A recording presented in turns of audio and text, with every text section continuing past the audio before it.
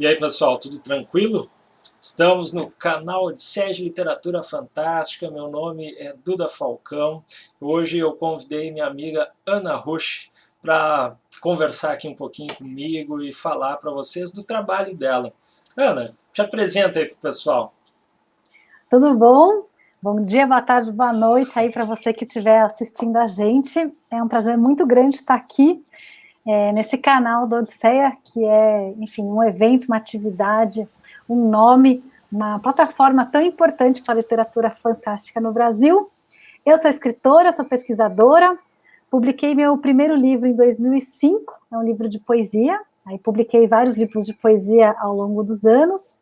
E, recentemente, meus últimos livros é Do Amor, O Dia em que Rimbaud Decidiu Vender Armas, que foi pela Quelônio, e o último, que a gente vai conversar um pouco mais dele, que é A Telepatia São os Outros, publicados pela Monomito em 2019. Oh, a Telepatia São os Outros, então, foi vencedor de uma das categorias, né, do Prêmio Odisseia de Literatura Fantástica, narrativa de ficção científica.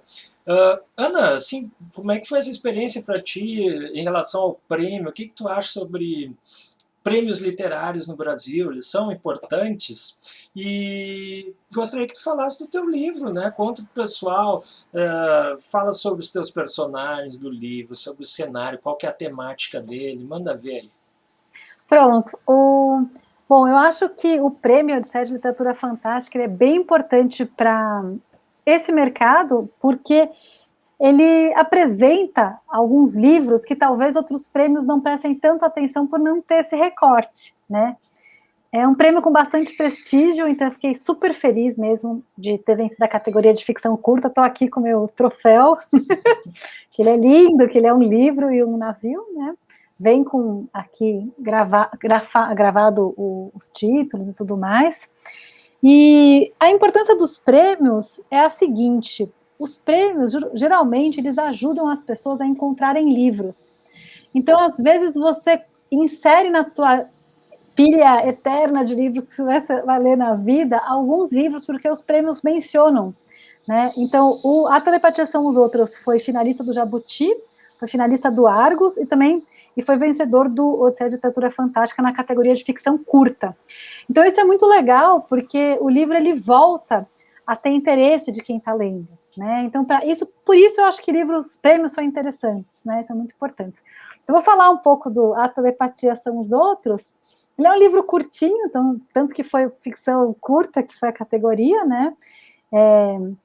Tem 22 mil palavras, que às vezes me perguntam a extensão, e se trata de uma narrativa que começa com a Irene, que é uma mulher de 50 anos, que vive em Taboão da Serra, que é um município aqui de São Paulo, próximo à capital, e o livro começa com o falecimento da morte dela, né? Não é spoiler, porque está quase na primeira página isso, né? Então, a mãe dela falece, e a Irene foi demitida do emprego, tem ali um FGTS, eu fiz questão de marcar o FGTS, que é uma coisa que desapareceu no país, então eu fiz questão de ter uma personagem que ainda tem o FGTS, e aí, por um artifício da trama, ela vai viajar para o Chile, porque ela é fisioterapeuta, ela encontra um retiro de práticas meditativas muito interessante, então ela se inscreve nesse retiro, por indicação de uma amiga dela, e vai cursar.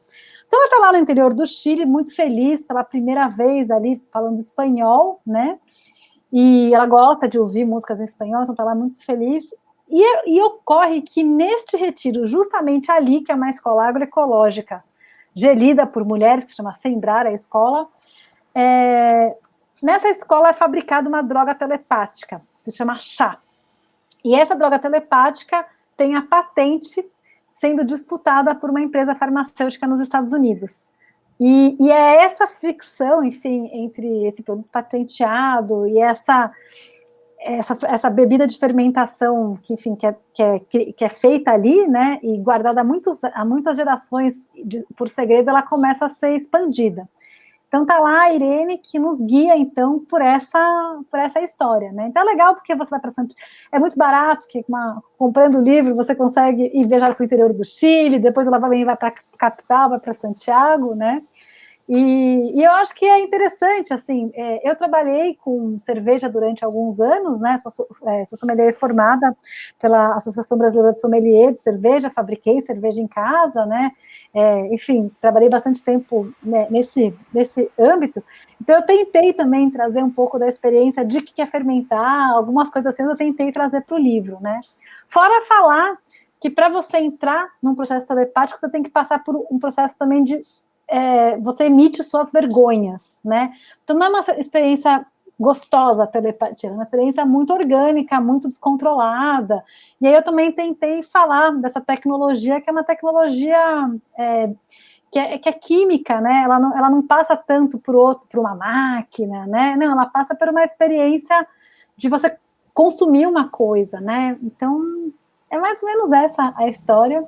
Ficarei bem feliz se quem não leu ainda se aventurar para conhecer o chá, e é mais ou menos isso. Não, bem legal, porque a gente tem aí a questão do chá, né, que então ali, né, procede nessas questões químicas na pessoa que usa, mas também tem todo esse embate capitalista, né, de quem é que pode vender isso, quem é que não pode. São questões bem atuais de como a gente deve pensar também as questões, até mesmo em relação às drogas, né, que permeiam tanta questão de violência que a gente tem no nosso país, né. Então, né, as variáveis aí são muitas, né. E é legal que tu explore isso. Mas eu sou um cara que adora cerveja, hein? Tu me falou nisso, eu fiquei aqui maluco. Um dia a gente faz a degustação guiada. Isso aí, com certeza, com certeza. Mas me diz uma coisa, Ana, assim, e essa é a pergunta recorrente do canal. O que é literatura fantástica para ti, Ana Rush? Eu vou responder assim de forma desarmada e de coração aberto, vou, né, desligar a chave acadêmica, mas eu acho que é um tipo de literatura que coloca a imaginação, antes de tudo, para trabalhar. Né? Então, ela é uma literatura que ela tem por, talvez, objetivo assim, primordial, fazer experimentos do pensar. Né? Quando você pensa assim, e se tal coisa funcionasse, né? Por isso que é tão útil para discutir ciência, né, e daí toda a ficção científica, mas também é tão útil para discutir monstros e coisas incríveis e coisas que nos dão medo, né?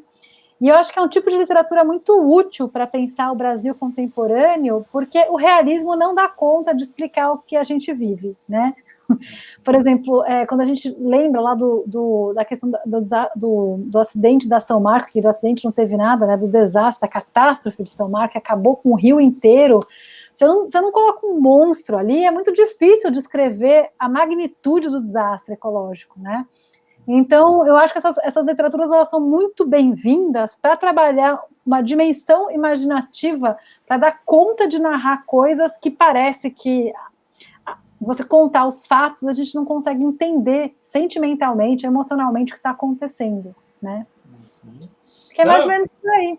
Não, legal, porque são representações, metáforas, né? A gente falando sobre os monstros. Eu tenho uma tese na área de educação que é sobre monstros, né? Pedagogia dos monstros, mas estudando os monstros Lovecraftianos. Então a gente, a partir da literatura, da imaginação do autor, tu começa a ver as proibições, os limites que os monstros colocam, né? Então tem várias coisas que a gente pode estudar aí. E se colocar no lugar do monstro, né? Virar Também, o monstro para claro. conseguir fazer uma coisa, né? Exatamente, a metamorfose aí, né? E quando tu ultrapassa aquele limite, aquela barreira que ele está impondo. Bom, são questões bem interessantes, né? Que dariam mais um vídeo, mais uma conversa aqui. Ana, e os teus projetos aí? O que vem de novo por aí?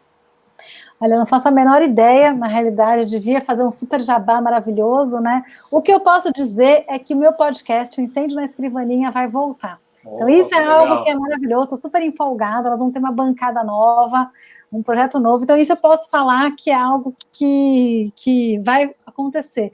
Nos escritos, eu estou escrevendo muita coisa, mas o que vai sair dessa muita coisa eu não sei, porque é a pandemia, são as pressões capitalistas dos boletos, mas eu estou muito empolgada, para falar a verdade. Depois de um período assim que, né, todo mundo travou e tal, ou muitas pessoas escreveram menos, eu não sei como está funcionando assim.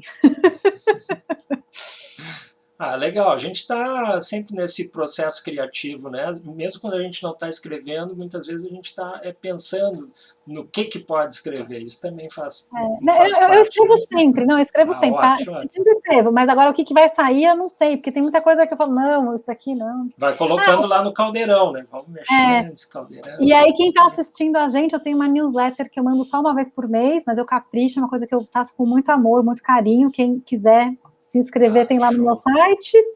E é isso, eu acho, né? Ah, muito obrigado, Ana. Fiquei muito contente de conversar contigo, né? Antes, né, também da entrevista, né, do bate-papo, né? Sim, Muito bom te sim. rever mesmo virtualmente aí. Ai, Ana, também muito mesmo. obrigado. Qualquer coisa, entre em contato aí. Espero que tenhamos, né, em breve, que eu acho que só ano que vem, né, uma odisseia de literatura Vacinada? fantástica presencial, todos vacinados, para que os amigos possam se encontrar aí de novo, tá bom? Sim, Não, sim. um abração aí para ti, Obrigada, tudo gente. de bom.